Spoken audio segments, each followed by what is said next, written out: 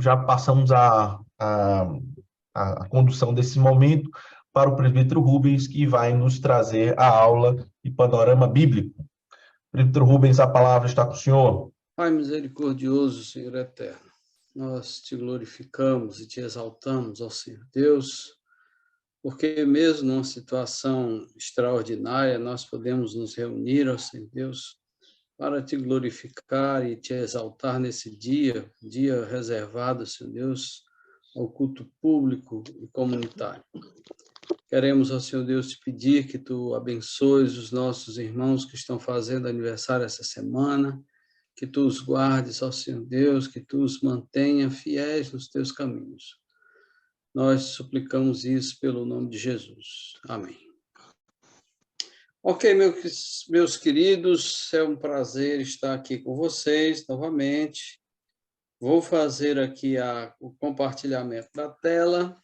Então, muito bem, meus irmãos, lógico que existem algumas pessoas que não são da nossa classe, estão assistindo essa aula, né, devido a essa situação extraordinária. Então, só situando aos irmãos que não estão participando da nossa classe chama-se a Bíblia, a História da Redenção, certo? E nessa classe nós trabalhamos a Bíblia como uma grande história sendo contada por Deus da redenção da humanidade. E por que que a humanidade precisa ser redimida? Então, veja só, na nossa caminhada, vendo a Bíblia como uma grande história, nós já vimos a criação, né? Nós vimos também a queda e as suas consequências. Uma das consequências foi a promessa do descendente da mulher, né? Na queda, o homem deixou aquele seu estado original de inocência e passou a um estado de pecaminosidade, de rebelião contra Deus. Mas mesmo tendo em vista esse fato de uma rebelião contra Deus, uma contestação do que Deus havia dito para eles, não como da árvore do conhecimento do bem e do mal, e o primeiro casal preferiu desconfiar de Deus e acreditar na serpente. Mesmo assim, Deus, na sua misericórdia, na sua graça, prometeu um descendente para a mulher que esmagaria a cabeça da serpente e que então traria redenção para a humanidade. Então, é daí porque que a Bíblia é encarada como essa história da redenção. É Deus paulatinamente, progressivamente, se manifestando à humanidade, né, se revelando à humanidade, escolhendo uma linhagem para garantir que esse descendente viesse e pudesse, então, realizar a redenção, certo? E aí também nós vimos a história do dilúvio, né? Antes tem havido antes, entre o dilúvio e a queda, nós temos algumas histórias, como é o caso de Caim e Abel, e o surgimento de duas linhagens, uma linhagem de Caim e uma linhagem de Sete, uma linhagem, então, através da qual Deus vai escolher uma pessoa, uma família, para sobreviver ao dilúvio e destruir Deus utiliza o dilúvio para destruir toda aquela humanidade que havia se depravado de uma forma extraordinária. Então, veja que pouco tempo se passou, digamos assim, entre a queda e o dilúvio, mas as pessoas já entraram num estado de depravação tal que Deus ficou tão desgostoso com a humanidade que resolveu destruí-la, preservando, entretanto, uma família para começar tudo de novo. Então, Noé aparece aí como um novo Adão. Tá? Eu gostaria de pedir a todos os irmãos que se colocassem no mudo para não atrapalhar, porque de vez em quando entra uma fala aí e atrapalha. Muito bem. Depois do dilúvio, né? Deus escolhe uma linhagem que é Sem. Através de Sem, ele vai escolher um homem, Abraão, certo? Depois de escolher Abraão, ele escolhe também o seu filho Isaque e o seu neto Jacó. E aí nós vamos ver que a família de Jacó é preservada através do seu filho José, que é levado, que é vendido para o Egito como um escravo e acaba se tornando o primeiro-ministro do faraó, se tornando a segunda pessoa mais poderosa do Egito. Mas depois que o povo vai para o Egito, sob os auspícios de José, o povo começa a crescer, se torna um povo grande, e aí então nós temos um faraó que não gosta muito dessa história e promove a escravidão desse povo, a escravidão dos descendentes de Jacó. E então Deus vai providenciar uma libertação, a libertação através de Moisés. E aí nós vimos, né, nessa libertação, todos aqueles atos maravilhosos de Deus, cajado se transformando em cobra, as 10 pragas do Egito, né,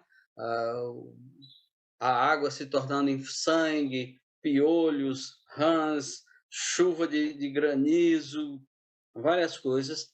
Cada praga atingindo uma determinada divindade do Egito, demonstrando assim que Deus, que o Senhor, aquele a quem Moisés estava proclamando diante de Faraó, era superior aos deuses egípcios. E a última praga é a praga mais terrível, que atinge pessoalmente o faraó, que era tido na perspectiva, dentro da cosmologia egípcia, como um deus, o deus vivo. Então, Deus atinge a própria família do faraó, o descendente do faraó, o primogênito do faraó. E então aí o povo é libertado, temos a travessia do Mar Vermelho, a destruição do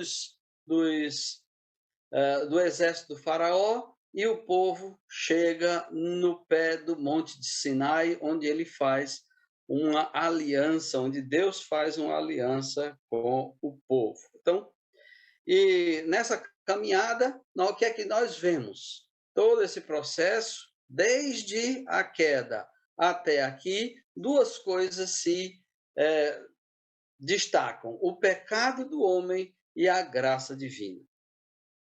Nós vamos ver que o pecado está presente em Adão, em Caim, nos descendentes de Caim, na humanidade pré-diluviana, em Noé, em Cã, seu filho, né? Então, nós também vemos pecado nas histórias dos patriarcas, de seus filhos, e, no entanto, Deus graciosamente não abandona esse pessoal e continua fiel à sua aliança, continua fiel às suas promessas e continua atuando para resgatar os seus escolhidos. E mesmo quando Deus exerce juízo, é sempre misturado com graça. Então, o povo, na aula passada, para quem estava na nossa aula do domingo passado, né? A aula passada, nós fomos deixados com o povo ao pé do Monte Horebe. O povo estava ali no Monte Sinai, no pé do Monte Sinai, todas aquelas manifestações divinas de um fogo terrível e amedrontador, tanto é que o povo teve até medo de subir no monte e disse: não, Moisés, vai tu aí, tu é que fala com ele, a gente tem medo e tal. E então Deus acabara de dar os 10 mandamentos, fizeram essa aliança, né? E o povo, né, pegou e disse que ia fazer tudo que o Senhor ordenou, conforme a gente vê lá em Êxodo 24, capítulo 3, e no versículo 7 do capítulo 24 de Êxodo também. E aí, então, para fechar né, essa aliança, o Senhor chama Moisés, Arão, Nadab e Abiú e mais 70 anciãos do povo para subirem um monte e lá fazer essa celebração, e eles lá comem, fazem uma refeição, né, dos sacrifícios que haviam sido feitos lá embaixo. Eles fazem essa refeição e comem na presença do Senhor, celebrando essa aliança. Bom, aí está tudo muito bem, todo mundo desce, né? E então Moisés é chamado para subir novamente ao monte, que é para receber as instruções sobre a construção do tabernáculo, as instruções sobre os sacrifícios e as instruções sobre como adorar a Deus. Mas aí, o que é que acontece? Moisés fica lá 40 dias e 40 noites e o povo fica impaciente. Fica impaciente e pede a Arão que lhe façam uma imagem. E então Arão constrói, né, confecciona o famoso bezerro de ouro e o povo cai na maior gandaia, né? O pessoal fica lá adorando o bezerro de ouro, a idolatria. O que é que esse episódio do bezerro de ouro nos revela? Esse episódio nos revela que quando o homem natural tenta se aproximar de Deus através dos seus próprios esforços, o homem cai na idolatria. Os esforços humanos para chegar a Deus são sempre pecaminosos e frustrantes. Deus só aceita o culto nos termos ditados por ele. E é irônico que o povo caia na idolatria justamente no mesmo período em que, em cima do monte, Deus está instruindo Moisés sobre a construção do tabernáculo, sobre a construção da arca da aliança e de como eles poderiam cultuar a Deus da maneira correta, da maneira como Deus queria que eles cultuassem. E então Moisés desce do monte, alertado pelo próprio Deus, né? E repreende o povo. O povo é castigado por Deus, certo? E Deus se ira com esse povo de tal forma que intenta destruir esse povo. Diz: Moisés, sai da frente desse povo, que eu vou destruí-lo e vou fazer de você uma grande nação. E Moisés intercede pelo povo.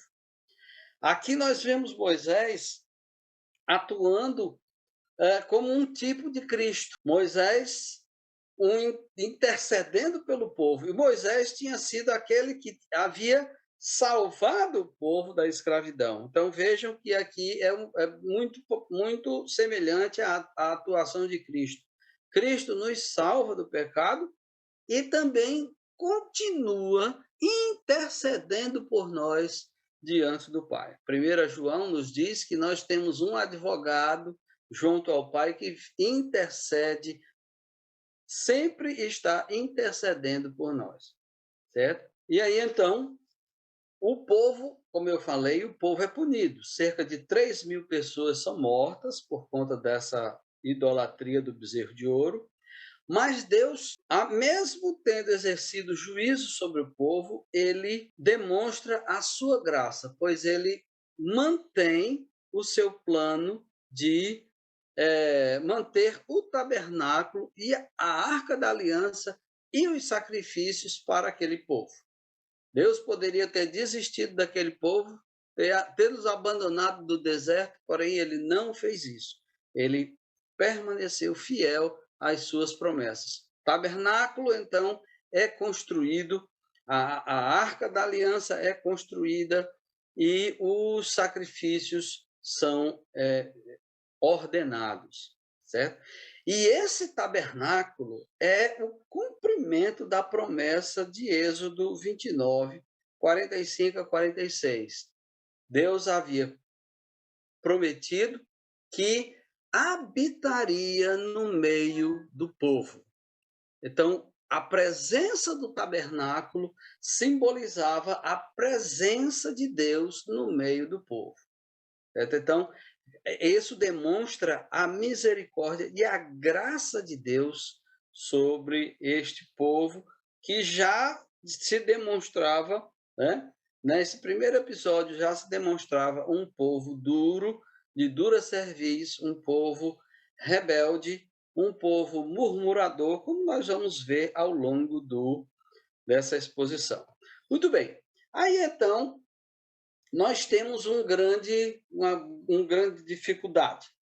É a seguinte: se Deus é santo e está habitando no meio do povo, como é que o povo, que é pecador, pode subsistir diante da presença de um Deus santo, um Deus que é fogo devorador?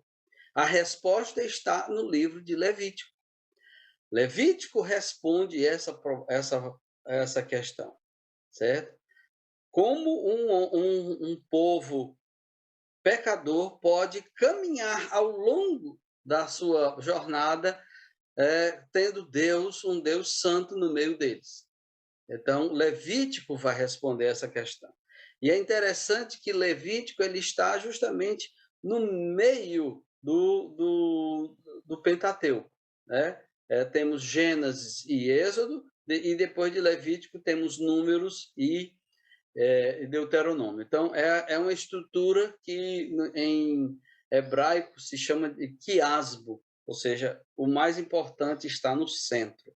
Então, qual é a coisa mais importante que ressalta no livro de Levítico? É a santidade de Deus. Deus é santo. E se Deus é santo, Israel também precisava se tornar santo, né? Então, e Levítico justamente vai prover essa condição de purificação do povo. Deus é santo. O que é ser santo? Na perspectiva Deus santo é separado e único.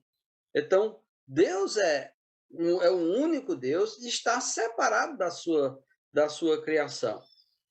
E aí o livro de Levítico, então, vai trazer o caminho da purificação das impurezas, permitindo que o povo possa se achegar a Deus. Porque de forma impura e de forma imprópria, o povo não podia se achegar a Deus. E é interessante a gente ver um ponto bem importante, é que tanto o livro de Êxodo, o fim do livro de Êxodo, como o início do livro de Levítico, Deus está na tenda do encontro e Moisés não consegue entrar na tenda. Deus fala com Moisés a partir da tenda, mas Moisés não consegue entrar na tenda. Por quê? Porque ainda não está purificado de acordo com as regras que vão ser estabelecidas em Levítico. Aí eu falei para vocês que o próprio livro de Levítico o Pentateuco está escrito numa forma de quiasmo, e o próprio livro de Levítico, que está no centro do Pentateuco, ele próprio é escrito em forma de quiasmo. É um recurso literário em que há passagens paralelas que emolduram a mensagem principal que fica no centro. Então, nós temos 6 passagens paralelas, né? 2 a 2, cada uma falando do mesmo assunto. A primeira e a última falam sobre os rituais. A segunda e a penúltima fala sobre os sacerdotes. E a terceira e a penúltima fala sobre pureza. E no meio, o ponto mais importante vai falar sobre o perdão, o dia da expiação. Ok? Então, vamos lá. A primeira, falando sobre os rituais, o primeiro par de passagem que se fala sobre rituais. Esse primeiro bloco é do capítulo 1 ao capítulo 7, e o outro lá, que lá é o último bloco do livro, está no capítulo 23 ao capítulo 25. Então, fala sobre os rituais. São os rituais a serem praticados na presença santa de Deus. São rituais de sacrifícios que se dividem em dois blocos. 2 sacrifícios de gratidão, que são sacrifícios de cereais e de comunhão. Então, quando o povo queria agradecer a Deus, então fazia esses sacrifícios de cereais e de comunhão, que era o sacrifício em que as pessoas comiam juntas, né? E nós vamos ter 3 sacrifícios para pedir perdão a Deus pelo pecado. Essas são os sacrifícios de ofertas queimadas, ofertas de purificação e ofertas de restituição. Esses 3 últimos sacrifícios implicavam o sacrifício de animais para a expiação. Certo? Então, animais deveriam ser mortos, o sangue deveria ser apresentado para cobrir os pecados. O outro bloco de rituais são as 7 festas anuais estabelecidas para os judeus, para que eles se lembrassem da caminhada do povo desde a libertação do Egito, peregrinação do deserto até a terra prometida. As 7 festas anuais tinham esse propósito. Cada uma contava uma parte, rememorava uma parte da história dessa peregrinação, a libertação do Egito, peregrinação pelo deserto e a chegada na terra prometida. A primeira festa era a Páscoa, certo? Páscoa que foi estabelecida ainda no Egito, na última noite em que eles ficaram no Egito, né? Na noite anterior à saída deles do Egito. A segunda festa era a festa dos pães ázimos. Depois, a festa dos primeiros frutos, ou das primícias, né? Depois, a festa de Pentecostes ou das cabanas. Depois, a festa das trombetas, a festa das cabanas ou do tabernáculo e, por fim, a festa mais importante, que acontecia uma vez por ano, né? O dia da expiação, que era o momento em que o sumo sacerdote entrava no Santo dos Santos. O segundo bloco, né, o segundo par de blocos, fala sobre os sacerdotes. O que eram os sacerdotes? Sacerdotes eram mediadores entre Deus e o povo e entre o povo e Deus. O sacerdote, ele representava o povo diante de Deus e representava Deus diante do povo, certo? Então, nesse primeiro bloco aqui, do capítulo 8 e 9, nós vamos ver Arão e os seus filhos sendo ordenados. Arão como sumo sacerdotes, Nadab e Abiú como sacerdotes. Agora veja que essa ordenação não garantia a eles nenhum privilégio assim de que se eles errassem eles não viriam a ser punidos por Deus. Muito pelo contrário.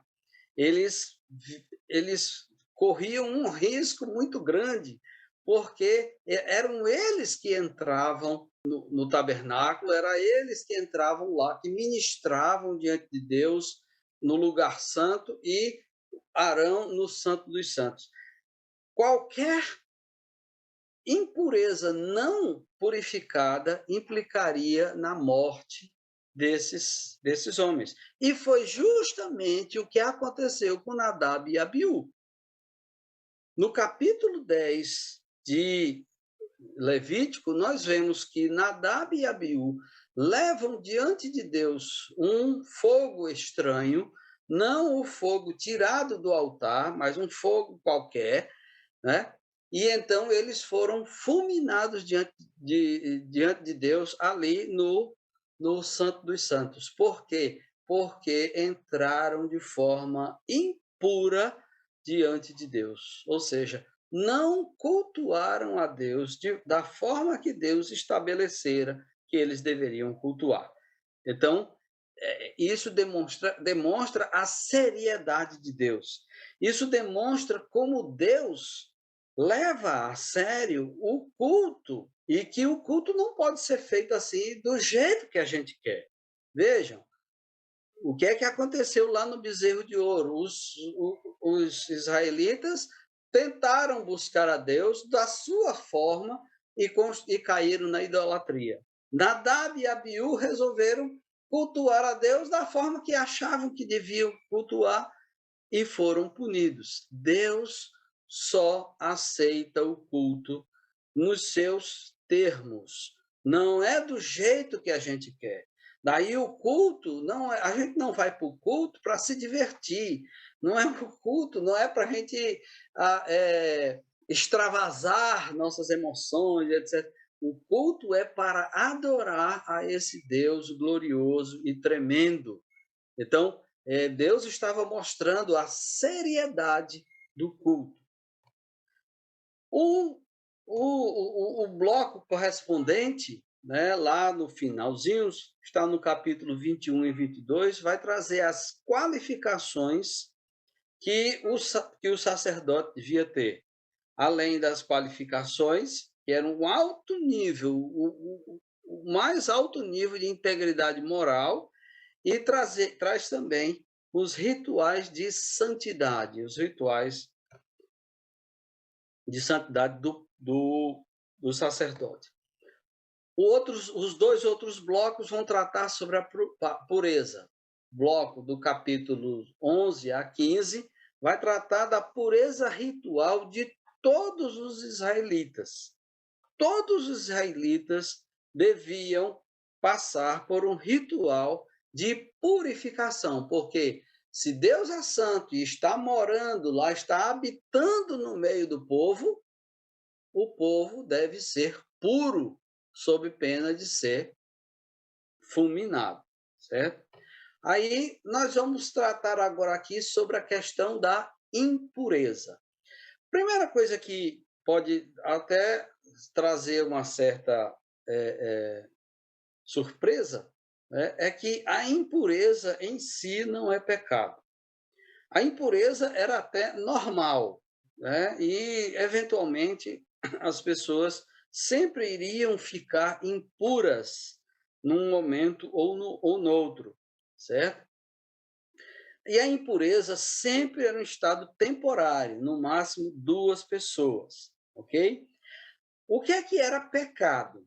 Pecado é você se apresentar a Deus em estado de impureza. Daí, então, é porque existem determinações que os impuros fiquem fora do acampamento. Os impuros não podem ficar dentro do acampamento, eles têm que ficar fora do acampamento, que é para não correr o risco de serem fulminados. E havia providências na lei para a purificação, certo? Então, e o que é que tornava as pessoas impuras? São 5 coisas que tornavam as pessoas impuras. A primeira era tocar em fluidos reprodutivos, certo? Então, tocou em fluidos reprodutivos, então está impuro, tem que fazer o ritual de purificação, tem que ficar afastado.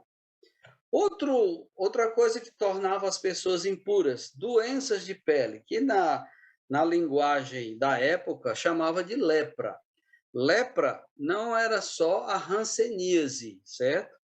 Qualquer tipo de doença de pele, pano branco, pereba, furúnculo, o que aparecesse na pele era chamado de lepra e a pessoa ficava afastada do convívio enquanto estivesse no estado de impureza, certo?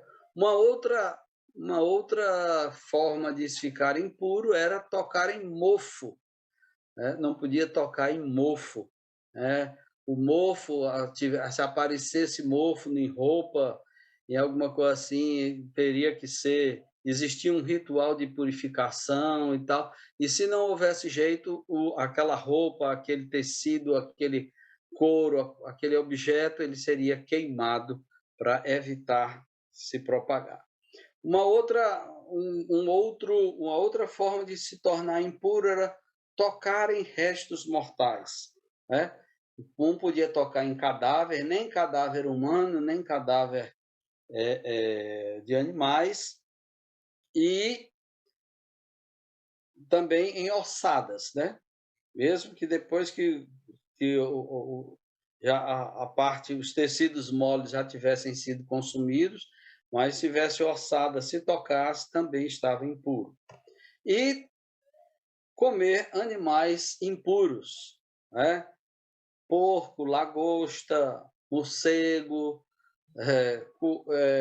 coelho, camarão, nada disso podia ser consumido. E até hoje os judeus não consomem esse tipo de animal, certo? Então, o segundo bloco que trata da pureza fala da pureza moral do povo. Antes, o anterior era a pureza ritual, e esse agora vai falar da pureza moral.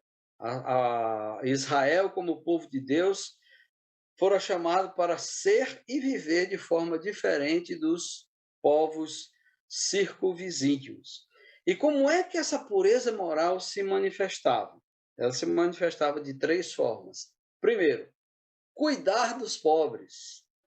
Pureza moral, cuidar dos pobres. É por isso que vai aparecer leis sobre o cuidado dos pobres nas leis de Israel, né? Segundo, era um alto nível de integridade sexual. É aqui que vão aparecer as leis sobre condenando o homossexualismo como pecado, por exemplo, né? Dentre outros, o adultério, certo? A fornicação, ou seja, todos os pecados na área sexual estão aqui em Levítico escritos e determinados nesse bloco. E a terceira forma de mostrar a sua pureza moral era a promoção da justiça na terra. Então, o povo deveria ser justo. Então, é aqui que vai aparecer as leis que dizem que não pode cobrar juros dos empréstimos que são feitos, né? É aqui que vai aparecer a lei sobre o jubileu, ou seja, olha, quando vocês entrarem na terra, quando as heranças forem divididas e tal, se você vender sua terra, então essa terra vai voltar para a sua família 50 anos depois. Aqui que vai ter as leis sobre como tratar os escravos, né, e tal. Então, a questão da justiça social, justiça na terra. E, finalmente, nós chegamos ao ponto mais importante de Levítico, que era o dia da expiação, a festa que está nos capítulos 16 e 17.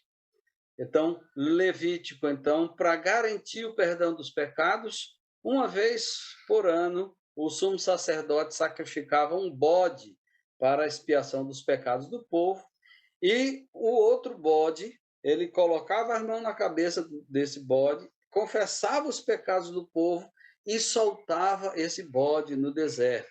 Esse bode expiatório simbolizava a remoção dos pecados do povo. Então, havia a remoção dos pecados e havia também o sacrifício do animal. Esse sacrifício, obviamente, apontava para o sacrifício de Cristo na cruz do Calvário. É interessante que a gente fazer uma leitura de Levítico com Hebreus. Hebreus vai trazer muito dos elementos que estão presentes em Levítico, mostrando Jesus Cristo como sendo aquele que cumpre todo esse ritual, né, de purificação, de forma que hoje não há mais necessidade desse cumprimento dessas leis de Levítico, porque Cristo já cumpriu tudo, o sacrifício dele foi perfeito. Não há mais necessidade de sacrifícios sendo renovados. O sacrifício de Cristo é único, perfeito, absoluto, não precisa ser repetido, nem precisa ser complementado.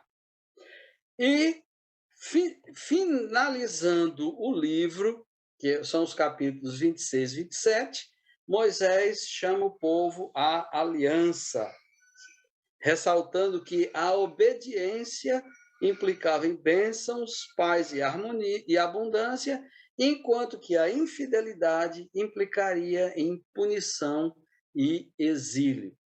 E aí, então, passamos para o livro de Números. E o interessante é que no livro de Números, né, Moisés entra na tenda do encontro.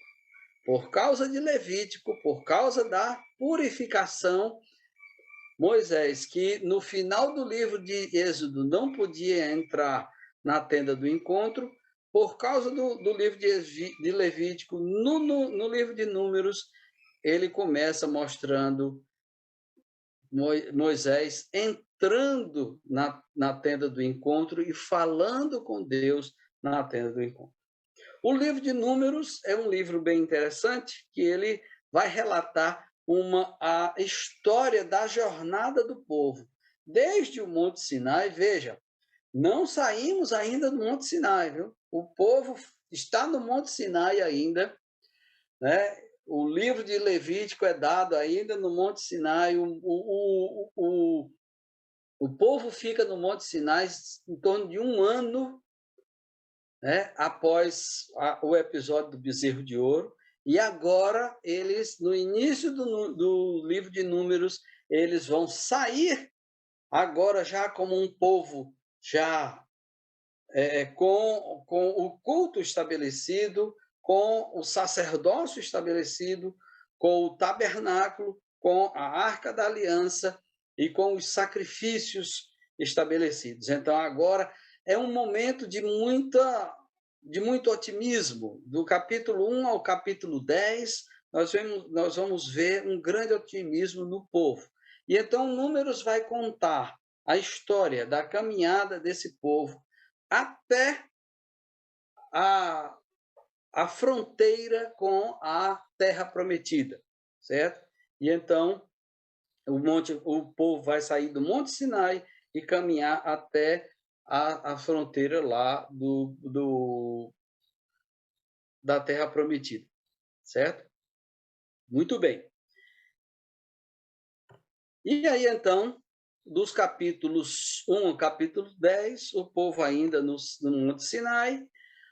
Dentro desse bloco maior de 1 a 10, nós temos a organização e o censo, que está nos capítulos 1 a 4, certo? Então, é feito um recenseamento do povo, conta-se os homens de 20 anos para cima, dá 600 mil homens. Cálculos dizem que é entre 2 a 3 milhões de pessoas no total, porque foram contados só os homens de 20 anos para cima. Então, os homens de 19 anos para baixo, as mulheres e os idosos também não são contados. Então, fazendo essa extrapolação, calcula-se entre 2 a 3 milhões de pessoas, certo? Então, o povo é organizado. O tabernáculo fica no centro do acampamento, certo? E as tribos ficam estabelecidas ao redor do tabernáculo.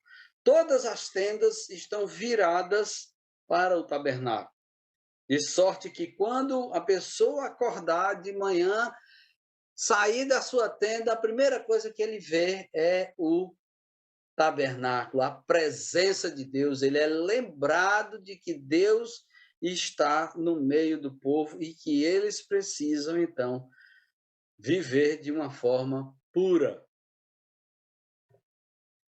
E então, aí, o capítulo 5 a 10, nós temos as leis sobre os rituais de pureza que todo mundo deveria passar, todo mundo deveria observar.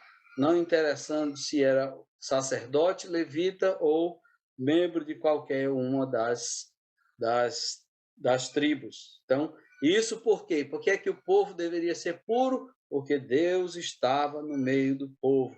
O acampamento precisava ser puro. É interessante que no Pentateuco nós vamos ver até a preocupação de Deus em que na pureza do acampamento, e que diz que a pessoa tinha que ter um pauzinho para quando ele fizesse as suas necessidades, ele cavava um buraco, fazia as suas necessidades no buraco e depois ele enterrava. Não podia haver impureza no acampamento, né? Daí, então, por isso que essa é mais uma das razões pelas quais os judeus acostumaram-se a ficar separados dos outros povos, porque outros povos não praticavam esses rituais de pureza. Bom, mas aí, então, aquele otimismo até o capítulo 10, ele vai começar a desaparecer quando o povo começa a caminhar, sai de lá do pé do Monte Sinai e entra no deserto, certo? Logo no capítulo 11, o povo começa a reclamar da falta de carne. Ah, não tem carne, a gente só come esse danado desse maná velho aqui, esse troço não tem gosto e tal. E então Deus manda as codornizes, mas antes que o povo comece a engolir a carne das codornizes, Deus castiga o povo com uma praga terrível. Muita gente morre porque muita gente se lança sobre a carne de uma forma assim, sem controle, né? Com gula. E então Deus castiga esse pessoal que come a carne de forma gulosa. Ainda no capítulo 11, nós vamos ver Arão e Miriam contestando a autoridade de Moisés, dizendo: por que você acha que só você fala com Deus? Nós também temos condição de falar com Deus e tal. E então aí Miriam é castigada com lepra, certo? É castigada com lepra e ela é obrigada a ficar fora do acampamento até que seja curada. E isso porque Moisés intercedeu por Miriam e por Arão. E aí, do capítulo 13 ao 19, nós temos o povo no deserto de Parã. Nos capítulos 13 e 14, nós vamos talvez ter o pior episódio de incredulidade e rebelião do povo. Deus determina que Moisés escolha 12 espias para espionar a terra, né? Eles vão, espionam a terra, tal, não sei o que, voltam, trazem cacho de uva numa vara, trazem outros frutos da terra. Aí eles dizem que a terra é boa, a terra é frutífera, tem muitas coisas boas, mas as cidades são muito fortes, são muito fortificadas, existem gigantes lá, nós somos como gafanhotos aos olhos deles, e não sei o quê, e então geram uma revolta do povo. O povo, então, se desespera e começa a ficar desesperado. E então o Josué e Caleb dizem: não, vamos lá, Deus está conosco, eles já estão perdidos, Deus vai nos dar essa terra, Deus prometeu e Deus vai nos dar essa terra. Porém, o povo se rebela contra Moisés e diz: vocês trouxeram aqui a gente para morrer era melhor que a gente tivesse morrido no deserto e tudo mais. E então Deus condena esse povo a perambular 40 anos pelo deserto. 1 ano por cada dia que os espias passaram lá na terra lá, espionando a terra, né? E é interessante porque essa geração que foi condenada a andar pelo deserto, ela foi justamente a geração que viu as 10 pragas do Egito, foi a geração que viu a travessia no Mar Vermelho, que viu lá as manifestações divinas no Monte Sinai. Então, essa geração, certo, que viu todos esses milagres, não acreditou que Deus era capaz de vencer os inimigos que estavam diante deles. E então eles até, depois que foram repreendidos por Moisés, até eles resolveram: não, então vamos entrar. Aí Moisés disse: não vão, que vocês vão se dar mal. E então um grupo resolveu desobedecer a Moisés a si mesmo, tentou entrar na terra e foi flagrantemente derrotado, certo? E então Deus condenou toda essa geração, diz assim: bom, já que vocês disseram que era melhor morrer no deserto, é justamente isso que vai acontecer com vocês. Eu vou atender o pedido de vocês. Vocês disseram que era melhor ter morrido no deserto, pois vocês vão morrer no deserto. E os filhos de vocês, que vocês estão dizendo que vão ser escravos nessa terra, são eles que vão entrar na terra prometida, certo? E então, Deus reserva uma punição especial para os 10 espias que desanimaram o povo e provocaram a revolta. Eles morreram de praga subitamente diante de todo o povo, diante do Senhor, certo? Então, Deus mais uma vez mostrando que Deus é um Deus sério. Não se pode aproximar de Deus de forma leviana. Precisamos nos apresentar diante de Deus nos termos que ele estabelece. E então o povo volta, antes que o povo volte para o deserto, a caminhar no deserto, ainda, né? Logo depois do que aconteceu, dessa condenação, existe uma rebelião de Corá, Datã e Abirão, e vários outros, né? Corá era um levita, né? E se levanta contra Moisés. E então Moisés diz assim: bom, tudo bem, então vamos fazer uma prova. Se esses homens morrerem de forma natural, então significa que Deus não está comigo. Porém, se acontecer alguma coisa assim inusitada, tipo a terra se abrir e engolir esse pessoal, então é a prova de que Deus está comigo e Deus os condenou. Quando Moisés terminou de falar isso, a terra se abriu e justamente engoliu Corá, Datã e Abirão e todos os outros. Isso diante de todo o povo. Muito bem. Só que no dia seguinte, o povo que viu isso daí, se rebelou contra Moisés e Arão também. Se rebelou dizendo: vocês mataram o povo do Senhor e tal. E então Deus puniu o povo. 14.700 pessoas foram mortas ali. E só não foi mais porque Arão intercedeu diante de Deus. Né? Moisés mandou que ele acendesse o fogo lá no incensário, e então Deus parou de castigar o povo.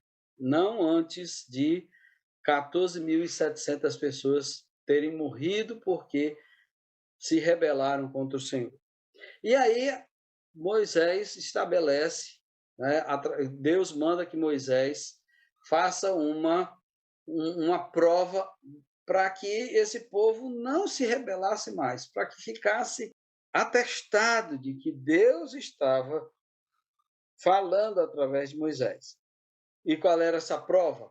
Ele disse assim: tragam aqui os cajados dos líderes do povo. Cada tribo traga um cajado. Bota o nome aí do líder do povo aí. Um cajado lá com o nome de Judá, um cajado com o nome de Issacar, um cajado com o nome de Ruben e etc. E a vara de Arão, né? E aí eles colocaram lá diante da tenda do encontro. Aí a prova era a seguinte: a vara que florescer vai dizer a quem Deus está favorecendo. E justamente é a vara de Arão que floresce, a vara de Arão que vai ser colocada dentro da Arca da Aliança, mostrando, né, uma demonstração para que o povo não mais se rebelasse contra Moisés, Arão e contra Deus. Mas isso não vai acontecer, porque o povo vai se revoltar de novo. E então, o capítulo 20 ao 21 de Números vai tratar da volta do povo voltando ao deserto. E é no capítulo 20 que tem aquele episódio da água que sai da rocha e da punição de Moisés. Né? O povo se revolta mais uma vez: eu estou com sede, você trouxe a gente aqui para morrer nesse deserto, melhor a gente ter ficado no Egito e tal, não sei o quê. E então Deus manda que Deus fale à rocha, mas Moisés bate na rocha 2 vezes. A água sai, mas Moisés, porque não obedeceu a Deus, ele recebe a punição de não entrar na terra prometida. E esse capítulo 20 vai também falar sobre a morte de Arão no Monte Hor. E aí, no capítulo 21, mais uma rebelião do povo. Deus manda serpentes para picar o pessoal. Muitos morrem. O povo se arrepende, pede perdão e tal, e pede a Moisés que interceda. Então, Deus manda Moisés construir uma serpente de bronze e levantá-la numa estaca. Quem olhasse para a serpente, ela ficaria curada. Esse é um tipo de Cristo também, né? Então, nós vemos aí que há um castigo, mas também há uma forma de você se livrar do castigo ou retornar a ser curado do castigo. Mais uma vez, o juízo de Deus misturado com a graça de Deus. Nos capítulos 22 a 36, aí nós somos colocados com o povo nas planícies de Moabe, aí já é a nova geração. Certo? Nos capítulos 22 a 25, nós vamos ver a figura polêmica de Balaão. Balaão é contratado pelo rei de Moabe para amaldiçoar o povo. E ele vai. Né? Mesmo Deus tendo dito a ele que não fosse, ele vai. E aí aparece tem aquele episódio do anjo que se coloca na frente de Balaão e tudo mais, né? A jumenta que fala e aquela coisa toda. A Balaão vai, recebe o dinheiro, mas não consegue amaldiçoar o povo. quando ele abre a boca, o próprio Deus coloca palavras de bênçãos na boca de Balaão, e Balaão abençoa o povo. E ele chega até a prever a vinda de um rei eterno que procederá de Judá, ecoando assim as promessas feitas por Deus a Abraão lá em Gênesis capítulo 12. No capítulo 25, a gente vê o povo num novo surto de infidelidade, né? Imoralidade, muitos se entregam à imoralidade sexual com as mulheres moabitas, e Deus os castiga com uma praga da qual morrem 24.000 homens, até que Finéias, o neto de Arão, faz a praga cessar com uma demonstração de zelo ao Senhor. Então, vejam, povo sempre num caminho de infidelidade, incredulidade, sempre desafiando o Senhor.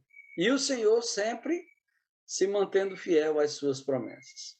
E no capítulo 26 ao capítulo 36 de Números, a nova geração se prepara para entrar na terra, certo?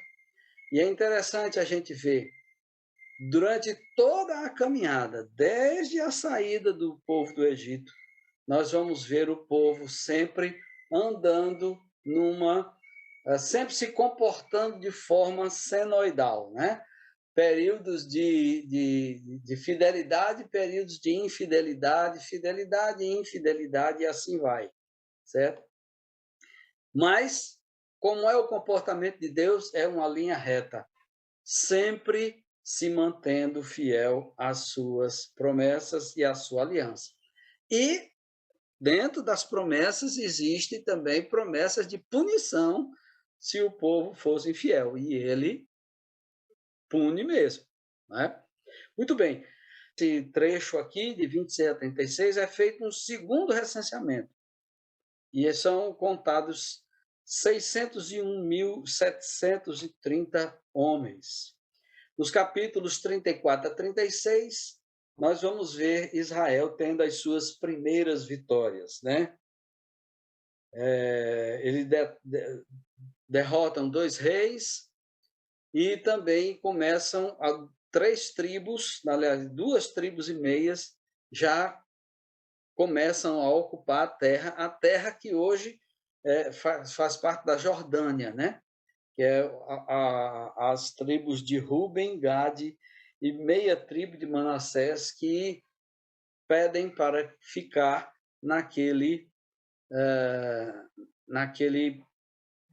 naquela região que eles já estavam ocupando. E aí, então, chegamos ao último livro, o livro de Deuteronômio, que é uma série de sermões de Moisés, pelos quais ele chama a nova geração à aliança com seu Deus. Nesse discurso, Moisés repete as leis já dadas e acrescenta novas leis. E é justamente isso que dá razão ao nome. Deutero significa nova e nomos é lei, nova lei. Então, daí porque o nome em grego Deuteronômio, certo? No capítulo 1, dos versículos 1 a 5, nós temos a introdução, a qual o leitor é situado geográfica e cronologicamente, e esse trecho fornece o propósito do livro, a explicação da Torá para a nova geração de israelitas, muitos dos quais não viram as 10 pragas do Egito, nem a travessia do Mar Vermelho. Teve muita gente que nasceu no deserto, né, durante o período em que eles estavam caminhando pelo deserto.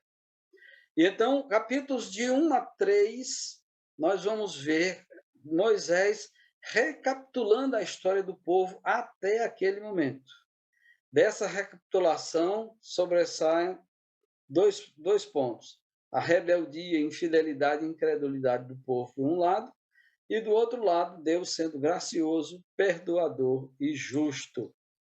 Nos capítulos de 4 a 11, né, vai ter novamente Moisés chama o povo à fidelidade. E nesse chamado brilha como o sol a Shemá. E a Shemá nós podemos, o início diz: ouça, ó Israel, o Senhor, o nosso Deus, é o único Senhor. Ame o Senhor, o seu Deus, de todo o seu coração, de toda a sua alma e de todas as suas forças. Nesse contexto aqui, dois termos são ressaltados. O primeiro termo é ouvir. Ouvir aqui não é só escutar, é escutar e responder, que equivale a obedecer. O outro termo que se destaca é amar, amar a Deus.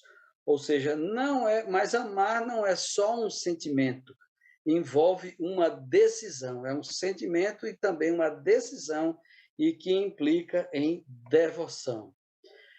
Praticando a chamar, então Israel se constituiria numa nação de sacerdotes para os outros povos. Estão lembrados, né, de que Deus prometeu a Abraão que, através dele, as nações do mundo seriam abençoadas. Então, a nação de Israel estava preparada, dentro do plano de Deus, Israel fosse como sacerdotes intermediando Deus e as demais nações. E evidenciava aí a sabedoria e a justiça de Deus. Uma outra coisa que também ressalta na Shema é que o Senhor é o único Deus. E assim Israel deve adorar unicamente ao Senhor e não a nenhum outro Deus.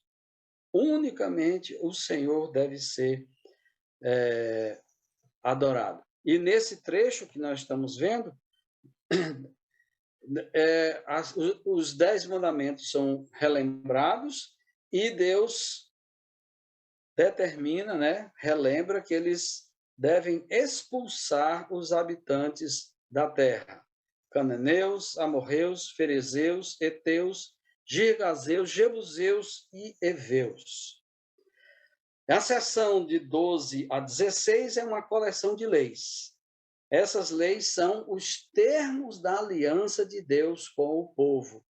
Certo? Então, as leis de Israel são os termos da aliança que Deus fez com o Israel antigo. Certo? Dos capítulos de 12 a 16 tratam da adoração de Israel. A adoração implicava em um templo para um Deus. Então, não podia haver mais de um templo, só existia um templo porque só existia um Deus. Porém, a adoração a Deus não se resumia aos cultos no templo. Cuidar dos pobres também era uma forma de adoração a Deus. É por isso que na lei do Pentateuco há várias leis que protegem os desvalidos da sociedade da época, viúvas, órfãos e estrangeiros. E nos capítulos 16 a 18, nós temos aí ressaltando a primazia da lei e dos profetas sobre os líderes da nação. Os reis e os líderes da nação não são absolutistas. Eles devem estar sob a autoridade da lei e sob a autoridade dos profetas que eram enviados pelo próprio Deus. Isso para ressaltar que o rei supremo desse reino que está sendo estabelecido é o próprio Deus e não um homem. Dos capítulos 19 a 26, nós vamos ter as leis civis e as leis de justiça social de Israel, certo? Para compreender essas leis, nós precisamos ter em mente 3 pontos. Primeiro, as leis são os termos da aliança de Deus com Israel. Segundo, nós não devemos comparar essas leis com as leis modernas. As leis modernas são informadas por princípios diferentes, certo? tem muito de iluminismo, tem muito de humanismo nas leis modernas.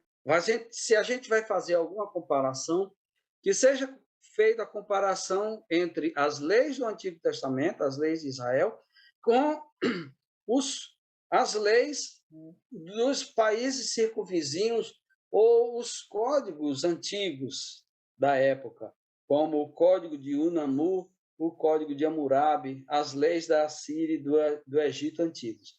E aí você vai ver, fazendo essa comparação, que as leis de Israel eram muito superiores a essas leis dos países circunvizinhos, e principalmente no que diz respeito ao aspecto da justiça social. O terceiro ponto importantíssimo é discernir nessas leis os princípios de justiça e sabedoria que subjazem a essas leis. Certo? Quando a gente lê o Pentateuco, quando a gente lê esses livros, fica claro que a religião não é um assunto privado, mas é uma coisa que permeia todas as dimensões da vida humana. Tanto é que, lá em Deuteronômio, nós vamos ver Deus dizendo, essa lei você vai ter no seu coração, você vai ensinar para o seu filho, quando você se levantar, quando você estiver no caminho, ao sentar, ao deitar, ao levantar, toda oportunidade que tiver, tem que ensinar essa lei. E essa lei, ela não diz respeito unicamente ao culto, mas diz respeito a como você se relaciona com o seu vizinho, como você deve tratar seus animais, como você deve tratar o seu escravo, como você deve tratar com o dinheiro. Tudo isso está nessa lei, porque o crente deve viver diante de Deus em todo o tempo. Tudo que nós fazemos, pensamos, falamos, importa a Deus. E tudo que É por isso que em Coríntios lá, Paulo diz, quer comais, quer bebais, ou façais qualquer outra coisa, faça tudo para a glória de Deus. Não existe essa separação entre vida secular e vida religiosa.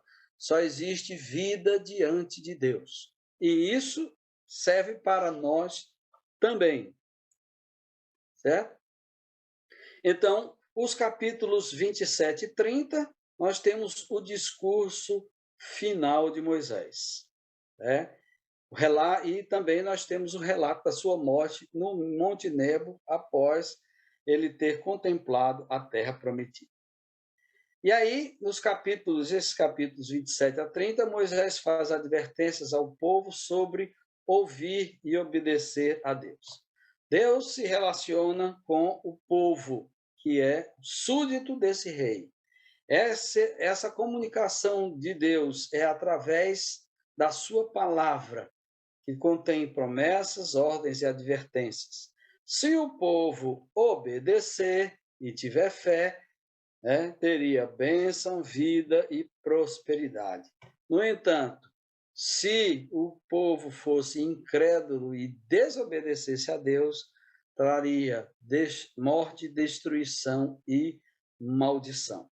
E é interessante é que nesse discurso de Moisés final, ele prevê que Israel vai ser desobediente e que vai ser exilado. Mas ele também profetiza que um dia Deus transformará os seus corações. E essa profecia é repetida em Jeremias e Ezequiel. E, finalizando o livro, nos capítulos 31 e 34, a renovação da aliança, a escolha de Josué como sucessor de Moisés.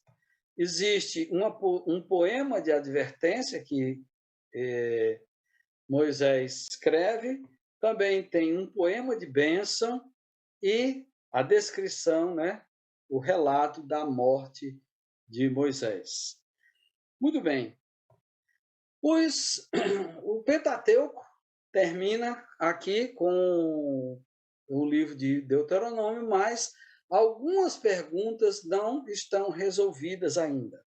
Primeira pergunta: quando o descendente da mulher virá para derrotar o mal, conforme está prometido lá em Gênesis, no capítulo 3? Segunda, como Deus resgatará o mundo através da família de Abraão? Está lá em Gênesis, no capítulo 12. Como pode um Deus santo reconciliar-se com as pessoas rebeldes? E como Deus transformará os corações do seu povo? Essas perguntas não estão resolvidas e é por isso que a história da redenção continua, né? É por isso que a história da redenção continua, porque nesse momento a revelação ainda não está completa. Nós já temos a revelação completa, nós sabemos as respostas, mas o povo de Israel ainda tinha um longo caminho pela frente na jornada da história da redenção. Na próxima aula, para os alunos de Bíblia, a história da redenção, nós veremos o cumprimento da promessa de uma terra para o povo. Então, Deus havia prometido a Abraão uma descendência numerosa, ele cumpriu. Ele prometeu que habitaria com o seu povo, também cumpriu. E aí nós veremos, a partir da próxima aula, o cumprimento da terceira promessa da terra para os descendentes de Abraão. E nós também veremos, né, que o povo continua da mesma forma que vinha até agora, claudicante na obediência a Deus, e Deus continua gracioso e fiel à aliança e às suas promessas. Ok? Então, é isso. Muito obrigado a todos. Bênção demais, professor Rubens. Bênção, gente. E muito interessante quando a gente estava assistindo aqui a aula e o professor Rubens destacou para nós a questão das leis de purificação, né? Muito importante lembrar que, nesse momento, uma coisa é impureza e outra coisa é pecado. E aí o apóstolo Paulo ele destaca para a gente que essa lei ela é como se fosse um aio, um professor que conduzia até Cristo. E aí Jesus Cristo, lá no Novo Testamento, Mateus capítulo 15, né? Ele vai dizer que o que sai o que entra na nossa boca, no nosso estômago, isso não nos torna impuros, né? Mas sim o que sai do nosso coração, isso sim torna um ser humano impuro. E aí o que sai do coração? Aí Jesus diz que é homicídio, adultério, imoralidade sexual, roubo, falsos testemunhos, calúnia. Isso sim é que torna o ser humano impuro na nova aliança. Então, o que a gente tira como lição, né? Da mesma forma como o judeu repudiava e afastava a impureza do mofo, da pele imunda, ou da pele contaminada e tudo mais. Da mesma forma como ele se relacionava com esse tipo de impureza, nós, da nova aliança, devemos nos relacionar com o pecado. Devemos repudiar, devemos nos afastar, devemos ter repulsa a homicídio, adultério, imoralidade sexual, roubo, falsas testemunhas e calúnias. Assim a lei se torna o aio na nova aliança. Não é isso, professor? Isso, exatamente. Então é isso, gente. Que a graça do Senhor Jesus Cristo, o amor de Deus Pai, a comunhão e a consolação do Espírito Santo seja sobre a vida de cada um de vocês, hoje e para todos sempre. Amém.